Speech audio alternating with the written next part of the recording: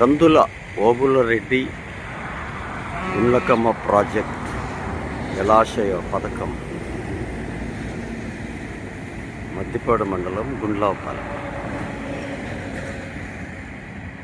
ఇక్కడ మనం ఉన్నాం. ఇది గుండ్లవపల్లి ప్రాజెక్టుకు పోయేటువంటి రహదారి. ఒక 600 కోట్లకు పైగా ఖర్చుతో ఈ గుండ్లకమ్మ నదిపై ప్రాజెక్టును నిర్మించారు.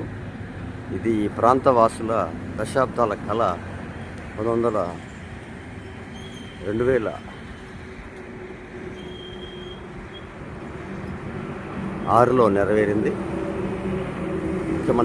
అప్పటి ముఖ్యమంత్రి రాజశేఖర రెడ్డి గారి నేతృత్వంలో జలయజ్ఞంలో భాగంగా గుండ్లకమ్మ ప్రాజెక్టును నిర్మించారు. ఇది గుండ్లకమ్మకు పోయేందుకు ప్రధానమైన రహదారి గుండ్లపల్లి నేషనల్ హైవే NH-16 దగ్గర స్వాగత ద్వారాన్ని నిర్మించడం జరిగింది. కందుల ఓబులరెడ్డి జలాశయ పథకం.